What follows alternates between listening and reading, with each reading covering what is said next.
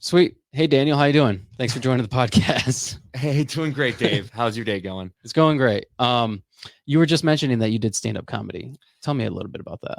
Oh boy, for a little bit. For a hot minute, I tried it. The real story of how I started is pretty embarrassing, but I'm here, so I might as well tell the rest of the world. That's the comedian side, right? Like that's the funny aspect of it. Yeah, no, that's true. I always wanted to do it, and I found this festival that had like an open mic competition, and I tried it out. What was the name of the festival? It was like I think it was actually like Los Angeles Comic Con, like Okay. one of them down there. And I tried it out without even doing like I just signed up, and I bombed so bad it was like traumatic. Like had the whole crowd against me. It was a big crowd. Oh man. So for me, I'm very much the kind of person like if I fail at something once, like I gotta keep doing it until I am satisfied with how good I do. Right. So then I went back to school. I was at U of M for grad school, and then started doing open mics at like Ann Arbor Comedy Club and all that. Wow. The showcase? Yeah, showcase. Made some good friends too. Had a really good time. You know, obviously, it's tough. It was very tough. But by the time I had my last show, I was able to kind of work the crowd, and I was satisfied. That was right when COVID happened, so I haven't been on the stage since because that kind of took out everything out of it. COVID was a huge turning point for my life, and we can get into that. But yeah, it was a lot of fun. It helped me with coaching. It helped me with dealing with the crowd and kind of reacting and not. It's weird. I kind of see it. Coaching a big group is kind of like stand-up comedy because it is a lot of crowd work. So you know, if one kid is acting up and you react negatively to it, you give that kid the power. You know, right. Go too much in the power dynamics of 5-year-olds, but you know what I mean? Like, right. You don't want to just overreact to things that happen and be able to think on your feet and react. And right. So I see a lot of parallels there. It was fun. There was one guy who's now pretty big. His name's Dusty Slay, who's around, who I was able to open for. Definitely was not good enough to open for him, but I did. So it's, you know, that's very cool. Yeah. Stand-up comedy is one of those interesting things because I was just talking to a guy on the podcast that I actually work with. We were doing a live last night to talk about our contract proposal that the GM offered us. Sure. And his cousin is actually a professional stand-up comedian. He's open for Dane Cook. I've met him. Well, didn't actually meet him. I seen him at the open for Dane Cook. I went to go see Dane Cook in Mount Pleasant. Nice. And Vinny Fastline is his name. And that's my friend's cousin. And I've somehow like seen on social media that they were related. And I'm like, hey man, how are you related to Vinny Fastline? And he's like, oh, that's my cousin.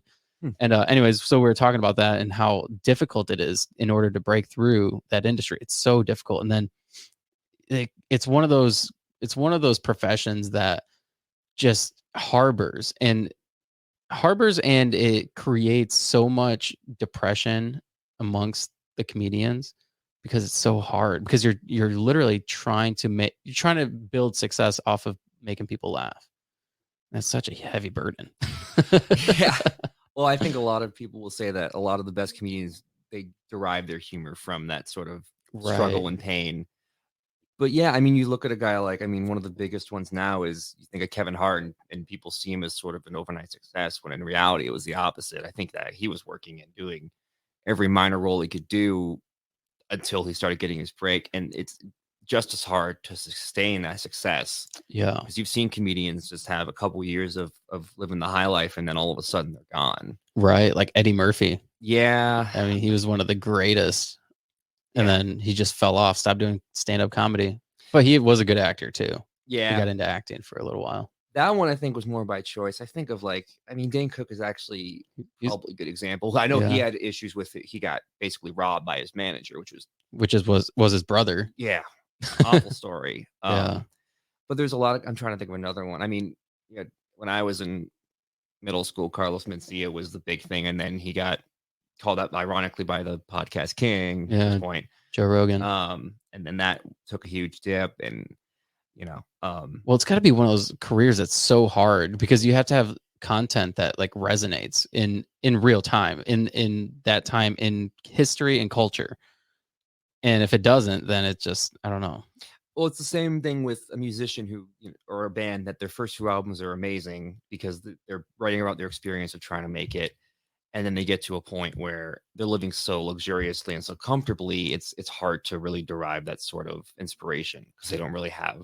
It's Right. different, and even the struggles they are having, they're very different than the average person. The average person can't relate to dealing with contract negotiations with record labels Right. and that kind of stuff, or Yeah. having to make sure your kids aren't getting harassed at school because their dad's so famous, which is, I think of one of my favorite rappers is Atmosphere, and a lot of his stuff now is a lot more based on like his dad life.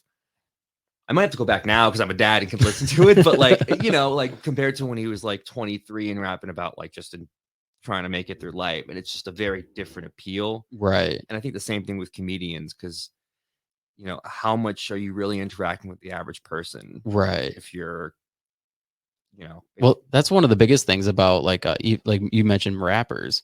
yeah, Like you look at some of the I mean, a lot of the rappers came from nothing. They grew up in like impoverished communities, and then that's what inspired them to be the greatest. And like Eminem, yeah. it's like now he's kind of out of touch with society. He's like, how can you create music that people like that you came from resonate with? You know, I don't know. I mean, because you're living a different lifestyle now. yeah, you're living a different lifestyle. You have to find a way to kind of keep yourself grounded. Well, I think of like, so I'm getting into my background. I'm from Los Angeles originally, and I can kind of speak that when you're in that gated community of the nice parts of LA, you're kind of trained to stay away from the other parts, if that makes sense. So, Is that where you're from? The like the nicer part of LA? somewhere in the middle, I would Okay. say. The Valley, does that ring a bell at Okay. all? Yeah. Um, See it in movies. yeah. Yeah, we're kind of the butt of jokes of all that. The movie I can think of is The Karate Kid, the original Okay. one. Like Yeah. that's the valley that uh, I'm trying to think that I kind of grew up in. It was an okay area, but I'm talking like if you're one of these right now, if you're one of these incredibly wealthy celebrities or anybody, it's gotten a lot less of a middle class. So it's like either you're incredibly wealthy and gonna get the gated community, or you're doing what you can, and Right. Right. there's not as much of a middle ground as there used to be anymore. I feel like it's like that everywhere. I'm from originally from West Palm Beach and Florida. Oh, And it's a lot like that because have you ever been there? West Palm Beach. What's the biggest city it's near? West Palm Beach is the biggest city. Then there's like Fort Lauderdale is a little south of there. It's probably like 45 minutes north of Miami Okay, around there. on the Yeah, right on the coast. yeah. But that's where like Mar-a-Lago is, Okay, yeah. where Donald Trump has a house and all these other celebrities have houses. And it's what's crazy about it is when you go there, Mar-a-Lago is like a little coast, like it's an island. You cross a bridge, get on the little island, and there's just mansions everywhere. But along the coastline, there's all these stores, and it's like a kind of touristy. But then just like a couple blocks from there, it's just ghetto. It's poor. It's Yeah. a poor community. It's crazy because like you literally have paradise, but then you have just a huge separation amongst like the I guess the community that is there. Mhm. It's crazy. Yeah. It's wild. It's a wild like thing to witness. Yeah, and I've seen it pretty much. I've lived all over the country at this point. California, Oregon, Kansas, Vegas. It's everywhere now, and it's only getting worse in terms of you know you got you had these little bubbles. Suburbs and neighborhoods. I do that all the time on the podcast. I'm like, what did I even say? What is that accent? But like I guess I grew up in Northridge. Like when I grew up, like you really wouldn't see a lot of the a lot of the homeless population wouldn't really trickle over from like all the way down to Santa Monica, but now it's 5 blocks down the road. Getting a little older, it's 4 blocks down the road, and now it's you see a huge tent about a block wide, not just one tent, like a huge Wow. tent city, and it's pretty much everywhere under every overpass, and it's hard to go back love my family, but it's like it's kind of like seeing like you grew up in something and it just kind of see it Right. go to where it is. Right. Um, That's one thing that a lot of people, especially here in Lansing, that because this is like one of those super touchy subjects because there's so many people that are like, well, homeless people should be able to set up tent wherever they want. But it's like, okay, but they should not be able to set up tent like in your backyard.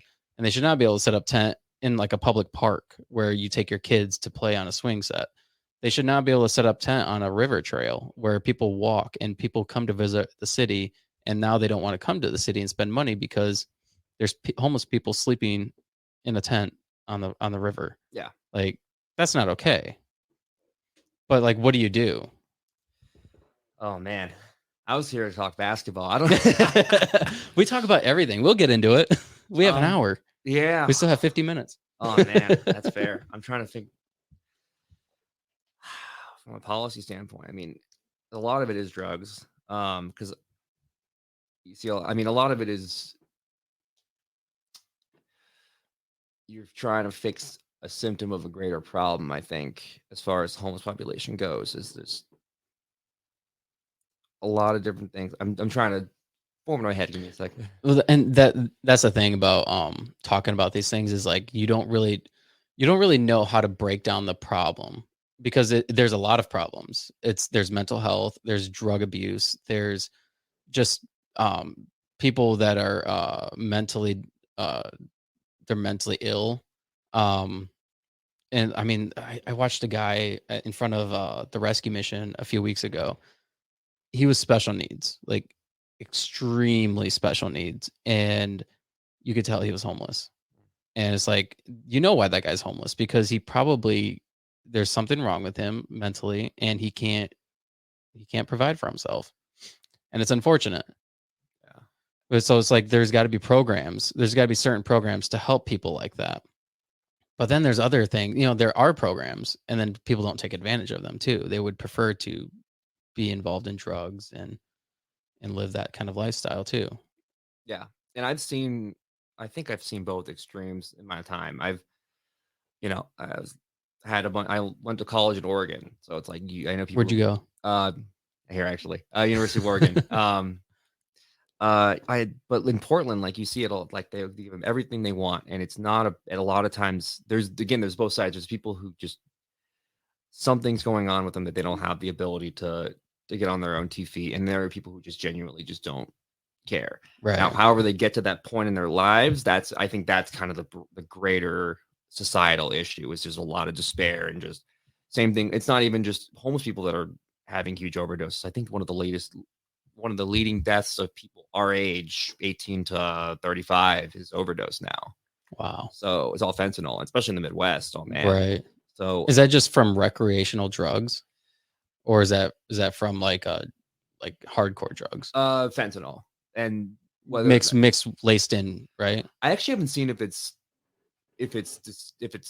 distinguished of like if someone intended to take it or not. I would imagine a lot of it is intentional. That's actually a really good question. I'm not sure, but I think the whole idea of just okay. So on one side, you have the people who are just completely in despair and have maybe no societal support, no family support. Right. Just said it's this is what I'm going to do. It is what it is, and there isn't really a point of pride for people to go out and take care of them because there is sort of that thing of like, oh, I'll vote for it and people who I vote for will take care of it. But in my opinion, I've seen too much of I've seen too much of the promises not being kept from LA to Portland to think like if there was a good government program to do it, I don't trust the people in charge to implement it. That's my big thing right now. Right. It's like do I want all this solved? Yes. Do I trust you guys to solve it? No. Right. Because and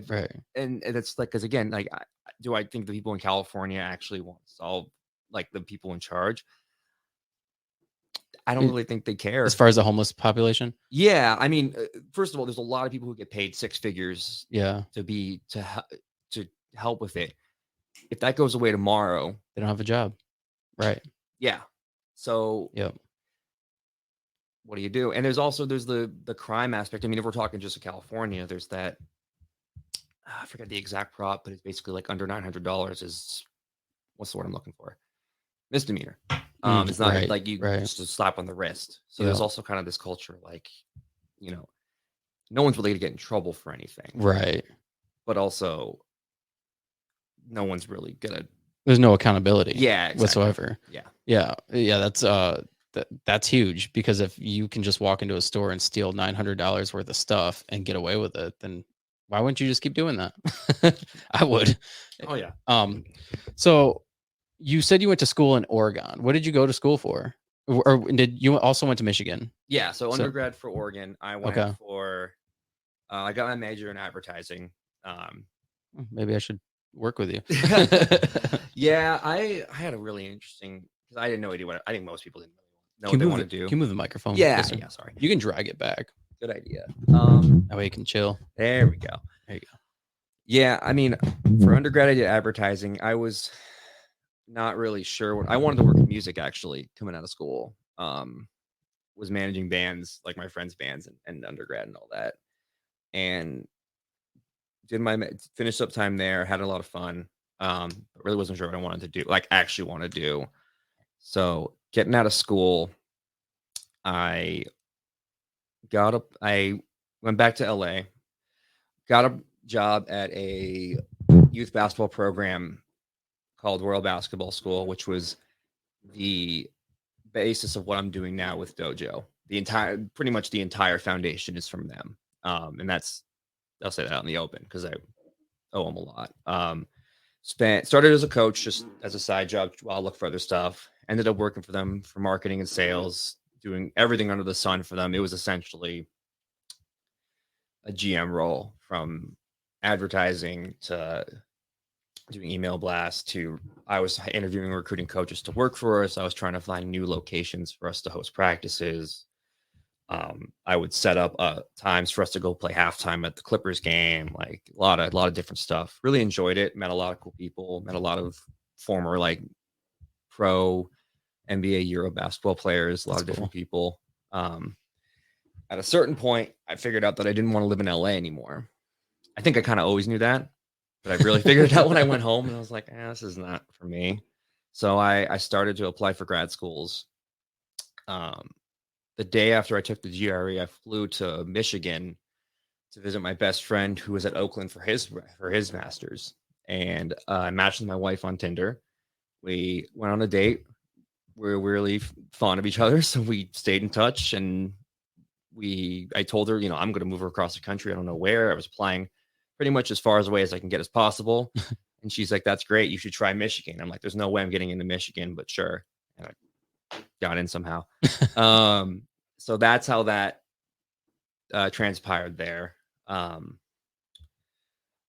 to Michigan, had kind of two paths that I was looking at. One was to try and be the actual coaching side. Really wanted to do the collegiate coaching side. The other side was I was doing ticket sales and sponsorship, more the sales side of sports. So I did those two things while I was at Michigan. Was a ticket sales rep and then a student manager for the women's team for a year. Then COVID hit, and then everything shut down. I actually had pretty major surgery the day it shut down, which was pretty nuts, but things changed. No one knew what was going to happen with professional sports. Major surgery, like life-threatening? No, not life-threatening. It was a hernia surgery. Oh, okay. So even if COVID had never happened, I was done for the year. I couldn't. Wow. It was the most painful experience of my life. How'd you do it? Laparoscopic. I'm really bad with the terms. Yeah. How did you get the hernia? Oh, I think it's genetic because my dad had it, but I'm pretty sure I put too much on the squat rack. And okay. Yeah. Yeah. It wasn't totally self-induced. Yeah, a little bit, that ego lift. I've never actually had a hernia, but I hear they're pretty painful. The hernia itself was so go ahead. Essentially what hernia is, like your intestines are like pretty much ripped open, right? And it's coming out. Yeah. So it doesn't like, at least mine, it hurt like day in, day out, like a 3 out of 10. It would hurt when I got up, it hurt when I laid down. I thought it was just like a muscle, like a sore muscle. So I spent about a week trying to foam roll it out. Wow. Then I tried to do an ab workout with it, and then it went to an 8. And Oh my I gosh. thought, oh, this is serious. Then I had the surgery, and that was like a 15 out of 10. I have never been in so much pain in my life. Wow. Oof. It was my whole stomach was black and blue. Sorry for everyone back home. This is really disgusting. Whole black and blue. Like I could barely walk without losing my breath. Like it was. And then the minute I woke up from surgery, the whole country had shut down. Whoa. So my dad woke up and was like, "Hey, like I got to fly back to California," because he had flew out to take care of me. And my wife had surgery the day before, so she was out. Well, she had we bad timing. So I had to have my friend and my old coworker, my friend Ryan, come take care of me for 3 days while I was just writhing in pain.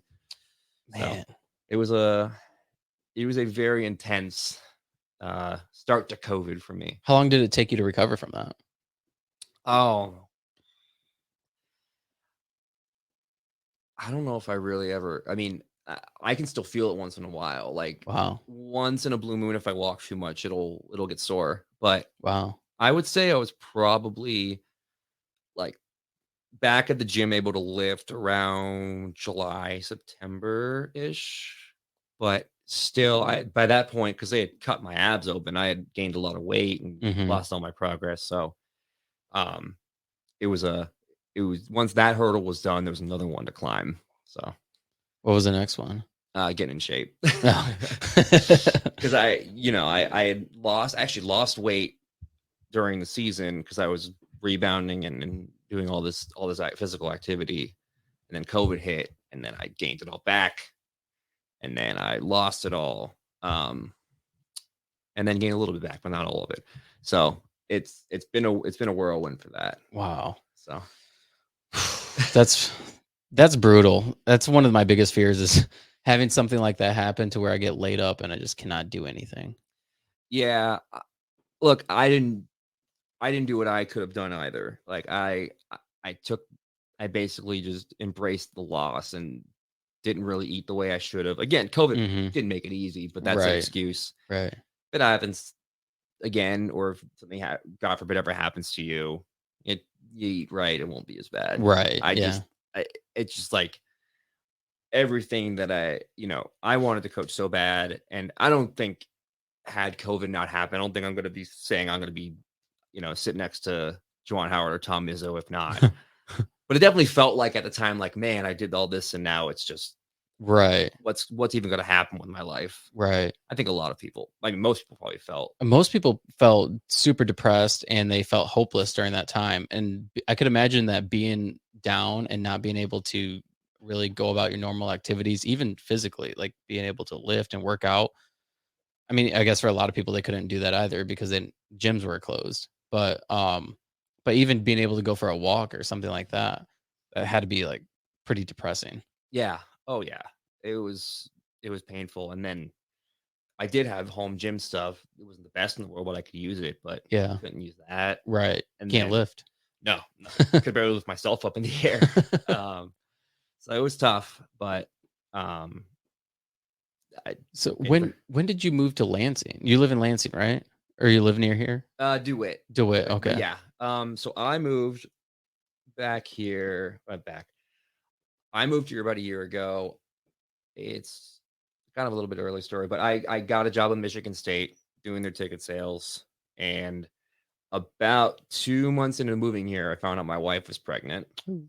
So at that point, they're kind of skipping a gap. But at that point, I decided to make coaching kind of a side thing at the time and go to the sales side full time. So I did the Michigan State side. Wife got pregnant. Then everything again changed. It's like, oh, I'm looking at the numbers and I'm all my money's going to go to daycare. All my money's going to go to this. So what am I even working for at this point? That's one of the biggest things about having a child is the daycare, the childcare. It's so expensive. Yeah. It's like but that's one thing my wife and I had to weigh too, is when because I mean, we both make good money, but there was a certain point in time where one of our checks would just go to that. Yeah. And it's like, would it even be beneficial to have one of us working? Like, it might be better for one of us to just quit. Yeah. Like, this is ridiculous. It's insane. And I mean, Lansing's on the spectrum. I'd say it's better than, you think about like living, LA or something like that. God forbid, like Right. it's the worst. I mean, What is the going rate now for childcare? Do you know? that's a good question. I don't think we had to get to that far, thankfully. By that point, I mean, I won't go into the details of what my salary was, but it Yeah. was about I think of the best way to put it. The average salary is about what it costs for daycare. The Yeah. average American salary, I would say. I know that when this was 8 years ago, my daughter was just born, and we were trying to figure out how, like, what daycare we were going to put her in, and we were looking at a daycare, and we went there and visited and everything. It was nice, just normal daycare though, and it was like 2 days a week, 2 or 3 days a week, half days, and it was like $600 a week. I'm like, this is insane for one child. For one child, Yeah. like, So who can afford that? 2,400 a month, something like that. That's insane. Yeah, like, what? Yeah. And there's always demand for it too. Like you'll find people Yeah, that'll pay and there's not enough spots. That's why they can charge so much. I mean, right. it's the person I talked to about Dojo, it's funny. Like he said, the part of your benefit is you do have a daycare. I'm like, it's only for an hour, but I guess. Yeah, But even that's hard to find. Um, I think it's a lot harder also because it's you don't know who to trust anymore. Like yeah. COVID kind of screwed everything up with that because you I'm trying totally lost your train of thought. Forgive me for that. Well, you had mentioned that it's hard to trust people, and especially with your kids, and that's like one of the things. That's the most important thing when you're dropping your kids off at a program or with somebody. You want to be able to trust them, and it's hard. It's hard to in this day and age. Yeah. You never know who you're getting. Yeah. And I guess what I was getting at is I feel like during COVID, people would see a lot more of like what their after school program or their teachers were doing. And people are now more skeptical of just dropping someone up. Like when I was a kid, like, and I don't know if you're probably around the same I'm age. 30. You're 30? I'm 30. Okay. I'm older. Wow. How old are you? 31. Oh, okay, not that much older. No, I'm ancient now. Do I look older? No, I was saying with the kids. Oh, okay. But that's could have like you had them younger. So when I was a kid, I feel like our parents' generation had a lot more of a deep trust for institutions, whether it be schools, churches, everything. Yeah, yeah. When we came home and we said the teacher or had a problem, it was usually like, what did the kid do? Right. And there's kind of memes about it, like people make fun of it, like, oh, kids are, like kids never take accountability. But I think there might be a little bit of that, but I think it's also just our generation grew up with it and was like, okay, we're a little more skeptical than just saying, here, go enjoy public school. We'll see you in 9 hours. Right. I think Right. and I think it's also gotten a little like public schools haven't, I wouldn't say they've gotten any better recently. No, they have not in a lot of different ways. They've gotten worse. I I think it has a lot to do with social media, honestly. I think it has to do with the fact that, like, I mean, we've all seen those videos of a teacher who's flipping out in class, Yeah. and then a student's recording them, like, and then everybody becomes aware of that, like, oh, okay, there's some crazy teachers out there, and so that makes people more skeptical on who they want to leave their children with. Oh yeah. I mean, you're seeing it all the time now. I think it's that the other side also is just kids taking videos of other kids, like fights or like what they're Yeah, doing in school. Like that's the thing that, you can't. I mean, I was like in high school when freaking World Star Hip Hop became like a big thing, and now that's just like the norm is you pull up right. Twitter or Instagram and you see a video of two 14-year-olds brawling. It's just, I was driving through MSU last weekend, and as I was turning this corner, there's a frat party out front, and this dude and this other guy were in a fight, and this guy threw the first punch and knocked this guy out, and this dude just fell and hit his head on the he was like in between the road and the curb. Yeah. Yeah, and just fell in the road. And I'm like, oh my gosh, that dude's head. I, Hopefully he's not dead or brain damaged. I was gonna say the dude who threw the punch might be getting Charged. Yeah. I Yeah. mean, that's the thing that they don't really. Well, what's crazy is like, I think about it, like, I never got into a fight like that when I was that age, but like, you don't think about consequences when you're a young person. You don't think about the things that could happen. Yeah. But like, I mean, obviously being a parent, you do think about those things more. Yeah, I started seeing things that I never thought I'd see in terms of just like what I look for and how I kind of analyze situations. It also makes you go back and think of how tough your parents were. You think, oh, they had a point. Maybe I should have listened to them a little more. Maybe. But no, I think it's there's also a lot more options now. I think you're seeing a lot more kids go to homeschool. You're seeing a lot more kids. You really don't like microphones, do you? No, I like rocking back and forth. You know, it's just my thing. You see a lot more parents were ones saying, okay, I'm going to stay at home. It's not worth it. And it's Lansing may be bad. Again, it's a lot worse when you go to places like, I mean, I'm trying to live in New York City right now. Like, right. Right. I got a cousin who was a very successful lawyer. Her husband successful in the banking industry in New York. They were living in Manhattan, and I think their apartment was maybe about as big as this room. Whoa. And that's not a knock on the room, but if you're paying, yeah, I think they're paying $4,000 or $5,000 a month. Wow. And it's like, is it just the two of them? You said they had a baby, yeah. Well, at the time, gosh. yeah, and really little baby. But now they're living in Connecticut, big old house. But the thing is, they had to move out of the city to get something like that. Yeah, you can't. I mean, that's just wow. Yeah, that's insane. I can't even. I get the appeal of living there, but when a kid's involved, like, I don't really see that appeal anymore. When I'm 24 and you said there's 100 bars I can walk to within a mile. Oh yeah, I'll pay whatever you want me to. Sign me up. Now, I don't know. Like, I keep getting people ask me, like, do you ever think you'll move back to like a big city? And then people's opinion of what a big city is always changes. But people think Lansing's big. Is it? No, Yeah. No, it is not. No, I would say it's about. No, I think Lansing's around the size of a city I'm looking for at this point. It's and it's growing too, but it's growing at like a slow, steady pace, which is nice. Yeah, because like you can get in 5 o'clock traffic and be out of it within like 30 minutes. Yeah. Yeah, I couldn't get around the block in LA in 30 minutes. Yeah, I believe that. That's crazy. I drove through Atlanta a year ago, and that was the worst experience of my life. Like, Atlanta sucks to drive through. I'm never coming here. Yeah, Atlanta, LA, Miami, like, I mean, have you ever been to Dallas? I have not. No, I want to go to Texas though. Okay, when you ever fly into Dallas, they have a 5-lane highway getting out of there, and it almost turns into like a game of Mario Kart because all the freaking lines disappear, and it's just people just kind of merging whenever they want to. Oh my gosh, it's insane. Yeah, but it's a lot different here, and when you live somewhere for a long time, you have to also customize yourself to the driving habits. So I was living before this was Vegas, and then briefly LA when we were doing our transition. And I got out here and I realized I gotta take my foot off the pedal. The cops are here like don't really write a lot of tickets, I'll say. Yeah. But that doesn't mean I'm not giving them a chance if I'm just going like 85, I drive 85 consistently, so allegedly. I may or may not.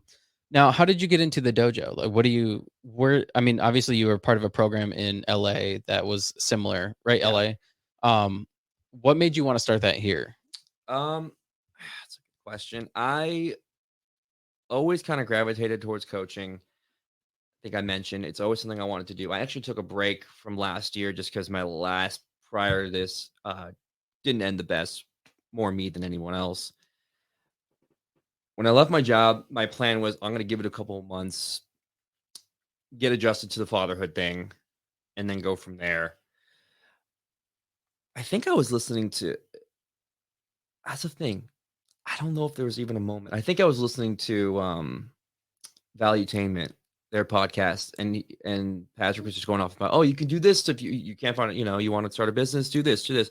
And he said, oh, get 5 kids together and teach them basketball. It's like, oh wait, I used to do that all the time.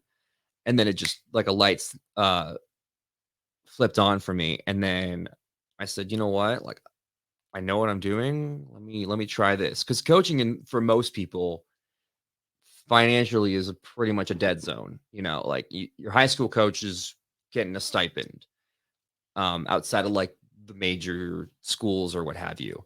Most people are doing it on the side. So the avenue to do it full time, no one's going to hire me to do it. I got to do it myself, which was my thought.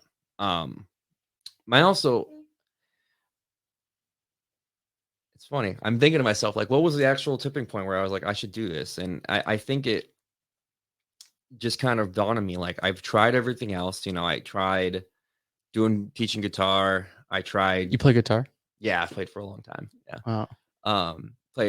And then I tried doing social media marketing for companies on the side, specifically for LinkedIn. But when you are not in the corporate world, LinkedIn is very hard to stomach. I think a big thing for me was I wanted to do the same program. I thought it was a transferable idea. I wanted to go back into coaching, but I also really didn't want to go back into the competitive, like, how do I say this? Like, I keep saying like it's a freaking California thing. The game side isn't really what gets me.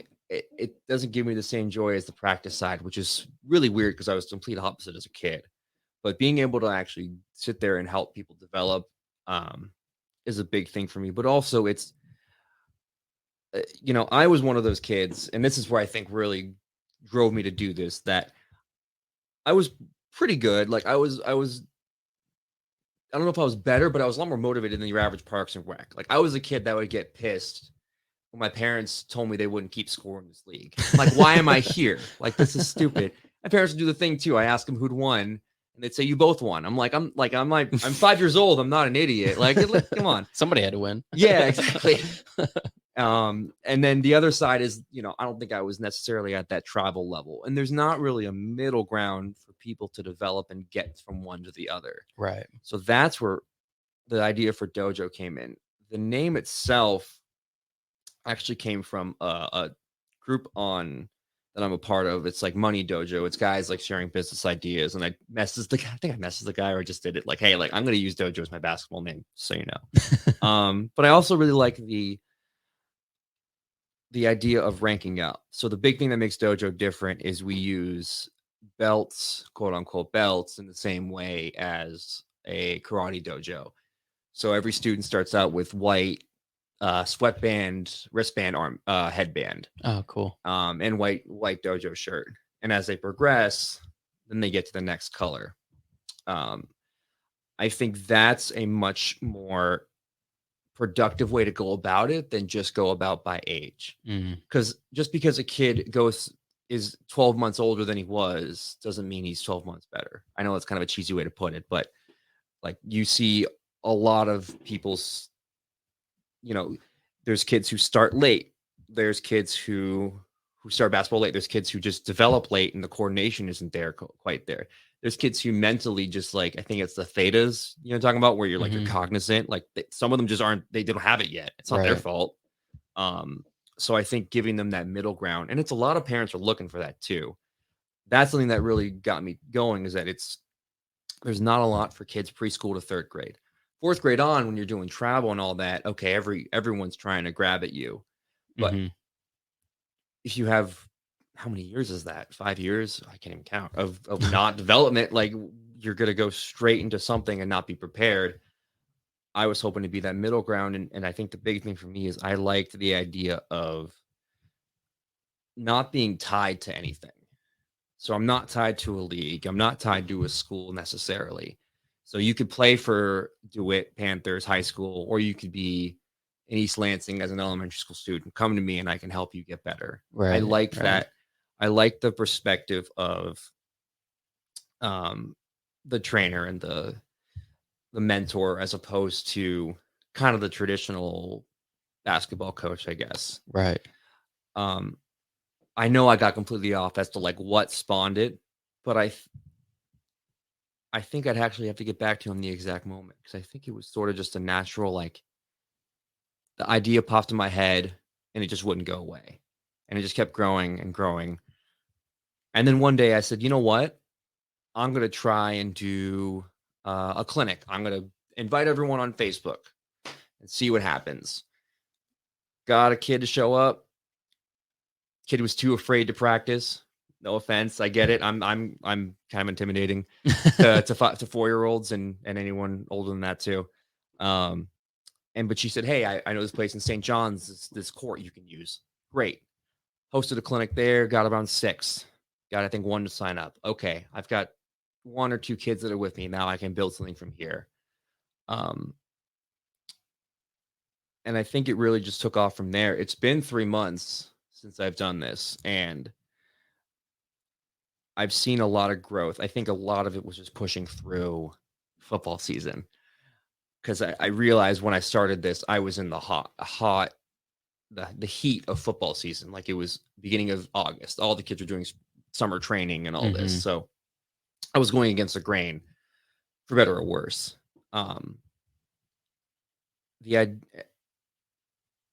The idea for, I'm gonna actually go back up for a sec, because I think I'm rambling a little bit, so I'm gonna leave it at that. Sorry. You're good.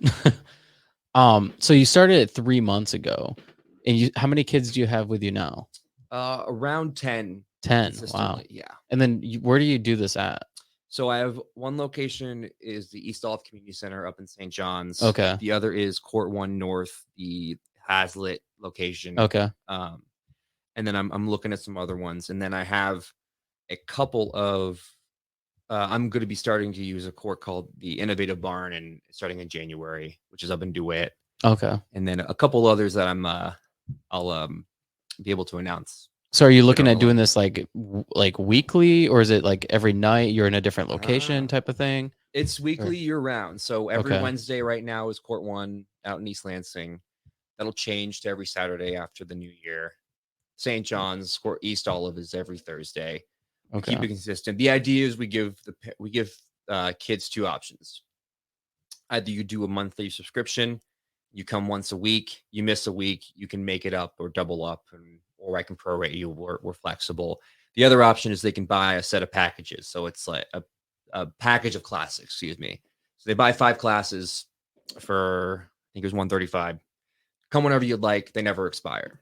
So, if a kid runs into, he's got baseball for the next 2 months, don't worry. We'll see you in 2 months, or when you can make it. Right. That way, parents don't feel like they're tied or obligated to always show up every time, because you know better than anyone, the parent schedule can be Grand Rapids one day, Detroit the next. Right. Exactly. So. Yeah, we had my kids in gymnastics for a while, and that was brutal, both of them. And it's like, man, this is a lot. So we ended up having to take a break from it. So something like that would have been super beneficial. Yeah. So is this program geared towards kids that are trying to learn like the rules of basketball, like trying to get the coordination, just kind of like the fundamentals? Yeah. So this is one part that I've sort of struggled with, is to figure out what age I'm going to really target. On paper, I'm 3 to 12, and I have students that are in that age. And when my 12-year-old students hit 13, I'm not going to kick them out the door. I'm going to say, let's keep working together. But I am focused a lot on the younger side. What if somebody who's 13 comes to you? Bring them in. It's at that level. If you're, if they're coming with the other kids who are 12 years old and on that cusp, then you're totally fine. I'm not going to turn away anybody. They just have to understand that, like, you might be the oldest one there. Doesn't mean I'm not going to pay attention to you, but you might be the oldest one there. But it's all about individual development anyway. Right. But I am focused more on the youngest kids, because those are the ones that don't really have a consistent place to go. They've got one-off seasonal Parks and Rec, maybe. Yep.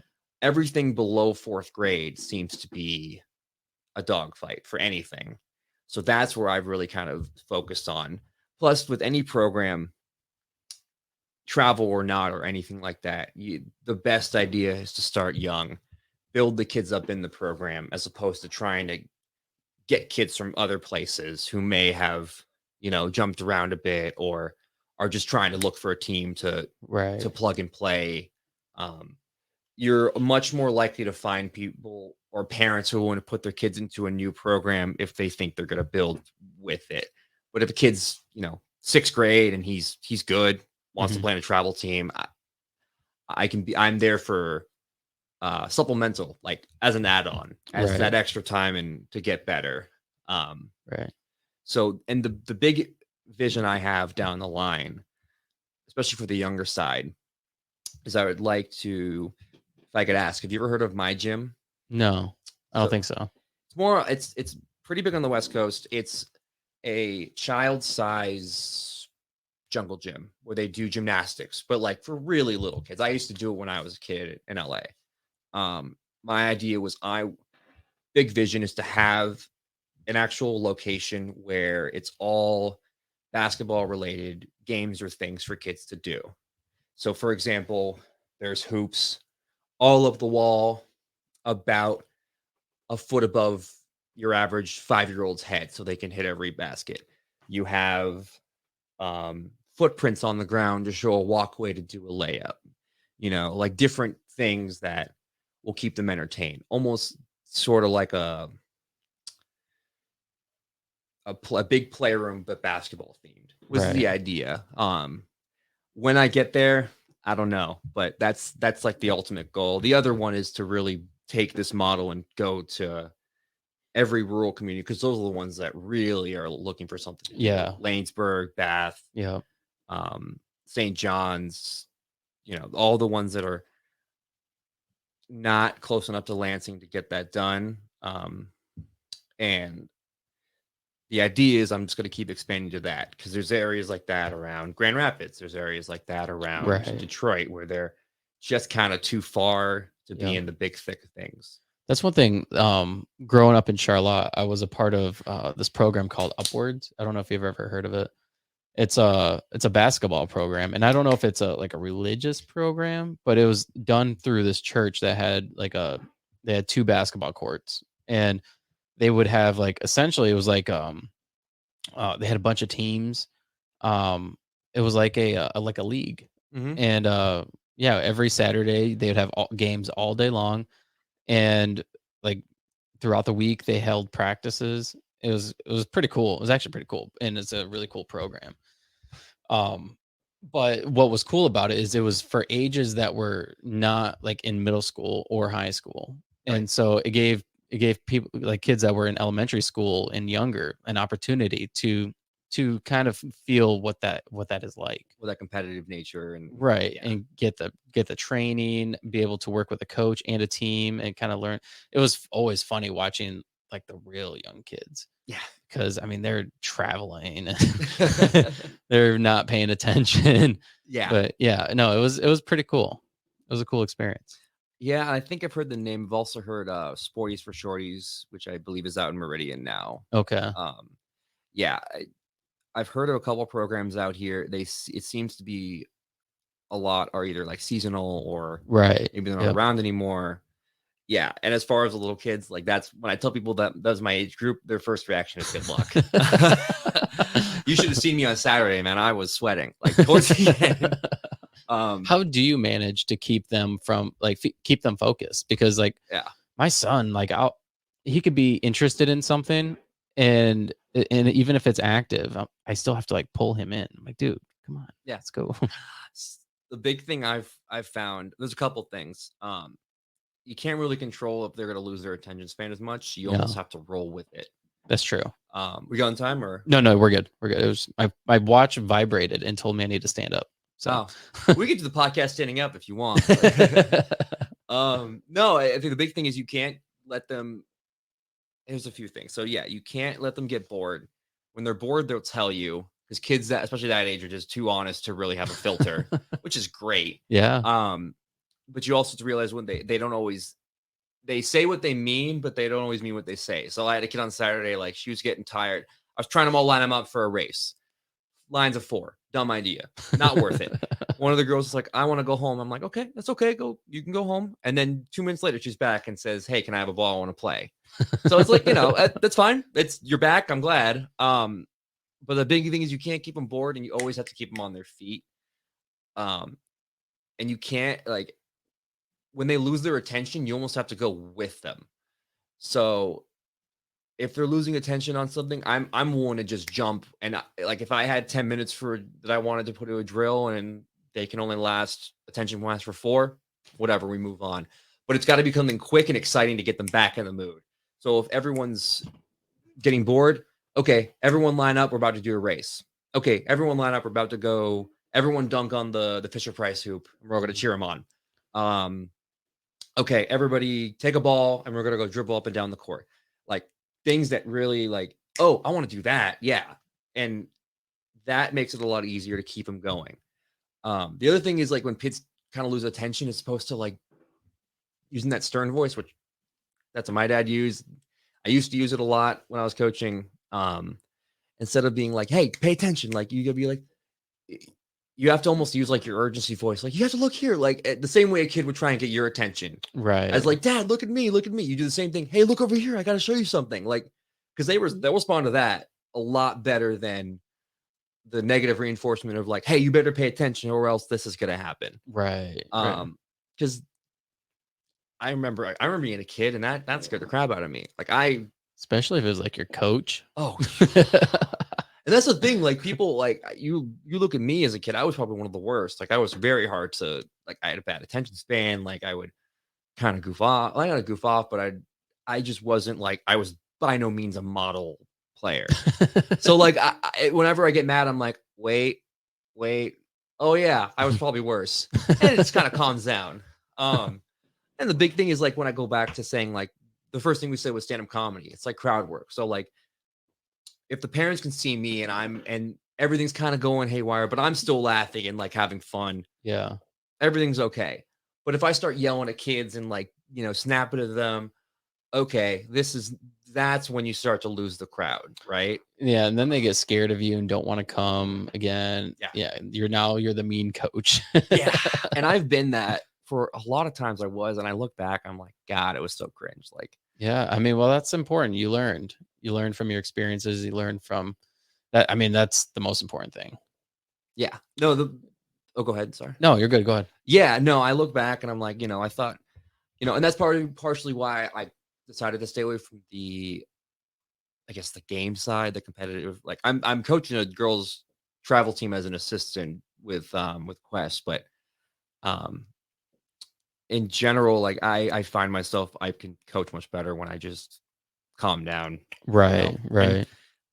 And don't take things personally. And I think a big thing also is that inspired on the dojo is just kind of the culture that I would like basketball to have.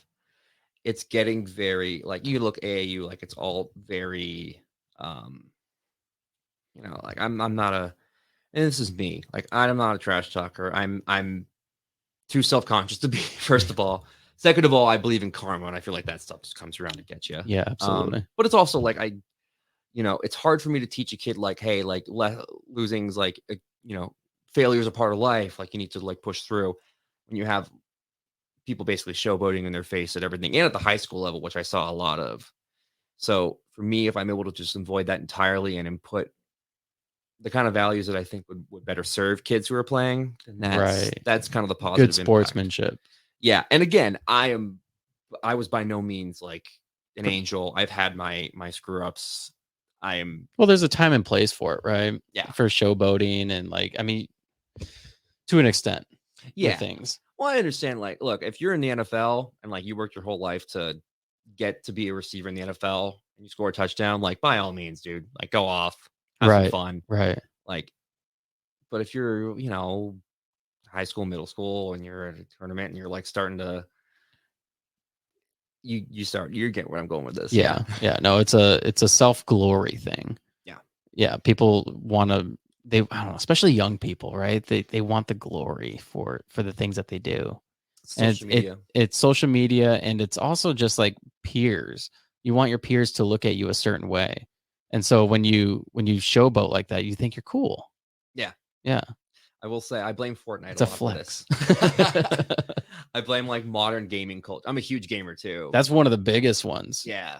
For showboating and like trash talking is gaming. Yeah.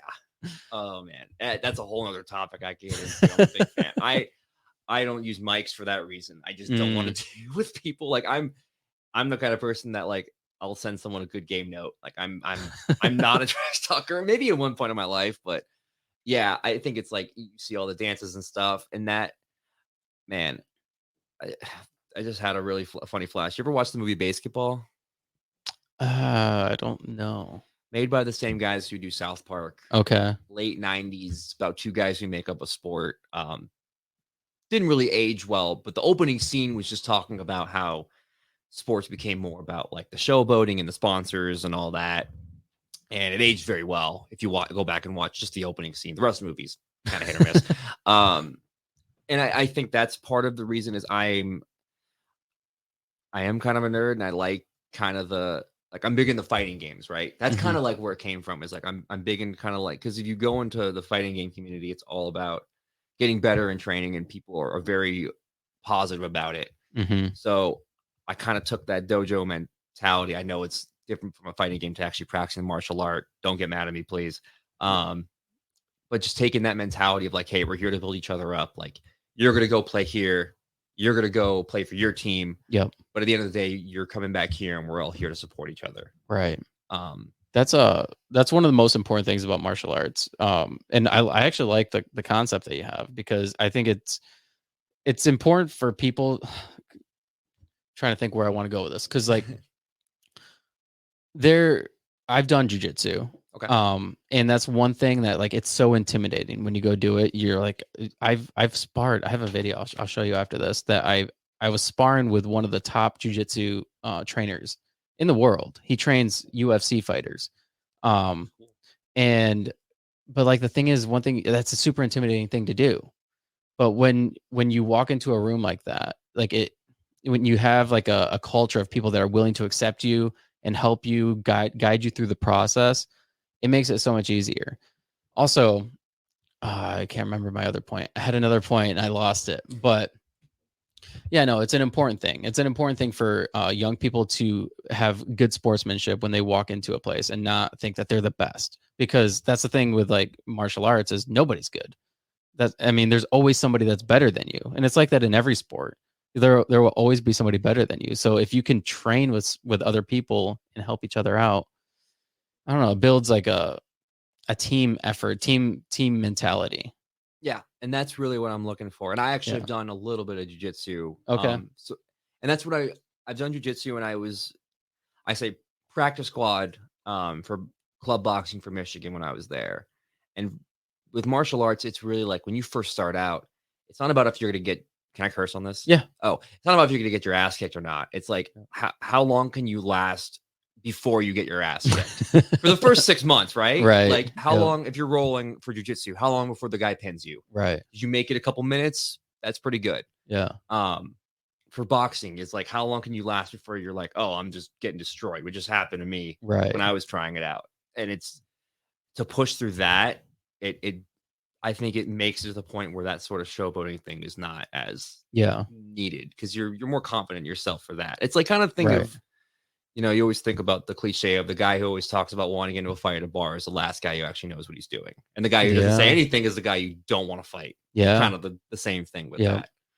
That's my other point was that I remember now is that I've done a bunch of different athletic things in my adulthood, so, like post high school and stuff. I've done kettlebell competitions, I've done marathons, I haven't done a powerlifting. I wanted to do a powerlifting event, but I went to go watch one. Okay. And one thing that was common amongst all of those things is the support that everybody gave you, including the people that were competing. Like I did a kettlebell competition and I was struggling. I was not in great shape. I barely trained for it. And everybody in the crowd was cheering me on. And like other people I was competing against were cheering me on. I'm like, this is amazing. Like typically you have this mindset in sports of like, I'm the best. Like, screw that person. I don't want that person to be better than me. They should lose. But no, they were cheering me on. I'm like, man, this is awesome. And so, yeah, it's interesting to see that in different sports. Yeah, and the ultimate goal would be to take that to other sports as well. Right. Football would be the next one for me, and then probably baseball because of my wife. I'm not great, but I could work on that. Yeah, no, the mentality is really what I think makes us different. It's our unique selling point. It's like we're not here to tell you if you don't do well enough, you're gonna get cut. We're not creating meatheads. Yeah, exactly. I mean, I hope they're as strong as meatheads.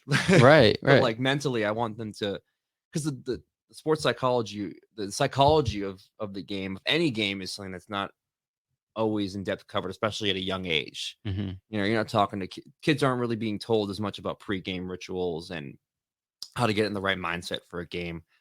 Most adults aren't really talking about that at all. Yeah. It's kind of like, honestly, it's a very much a podcast sphere sort of thing. Right. But for kids, it's not like, I can't think of the last time I talked. I talked to all the kids I can talk to about, like, hey, what do you do before the game? Like, what you do outside of here is 100 times more important just to what I do when I'm with you in here. Right. But a lot of it, especially with education, it's just, you have to, whatever's here right now is the most important. But to understand that you're limited within the time you have. You're always gonna be limited with the time you have. But you be able to give them a path to improve on their own. So when they come back to you, then you can work from there. Yeah. That's the big thing that I think is missing from a lot of it. Both in the mental and the physical side. Right. I think for the mental side, a lot of it, social media makes it so much worse too. Like, if you're if you're a 1.5 star recruit or even a 1 star for basketball and going up the age, you're getting thousands of people watching you. Mm-hmm. Yeah. It's a lot of pressure. Yeah. And it's not talked about as much, I would say. No. It's a lot of practices are just get in there, let's get the drills done. Here's the offense. See you later. Right. Yeah. They're not building a habit that you need to also do at home. Right. They're not telling you, like, you should have this kind of routine. You should be disciplined. I mean, because like when I did basketball, it was like you just go to practice and then you go home, like you practice. That was it. Yeah. There was no like routine, like, hey, you guys should be exercising, you should be eating healthy at home during the week. Eat before you come. Like this, maybe you should eat these kind of foods before you come. That way you have energy to burn. No, none of that. Yeah. And a big thing is, what I try to, whenever I have someone who just starts out first trial, assuming there's not too many kids, I say, I'm going to show you some stuff that you can also do on your own, that you don't need me here, that you can do at the park, at school. Right. And if you do it every day, you're going to get better. Usually start with like form shooting and go from there. But the point is, like, you want to give them something that they can take home. Right. You don't want to give them homework, but you want to give something that they can take and go elsewhere with. Yeah. So yeah, absolutely. That's a big part as well. Cool. Well, we're an hour into this. Time flies. Damn. Yeah, time flies really fast on this podcast. Last night I did a podcast that was 2 hours long, but that one was live and we were engaging with an audience. That's cool. Yeah, it was fun. So where can people find the dojo? How can people sign up, and any information regarding that? Yeah, so the website is just hardcourtdojo.com. I imagine we'll have the links in the description if possible. Yep. Check those out. If you have any questions, my personal phone number is on the page. You can text me anything. There's also a form there to sign up for a trial. First trial is always free, no strings attached. And I'm always open to conversation. So if you want to reach me there, Facebook is by far the best way to get a hold of me. All right, cool. Well, Daniel, thanks for doing this. This was fun. We'll do it again. Yeah, sounds good, Dave. All right, man. Thank you.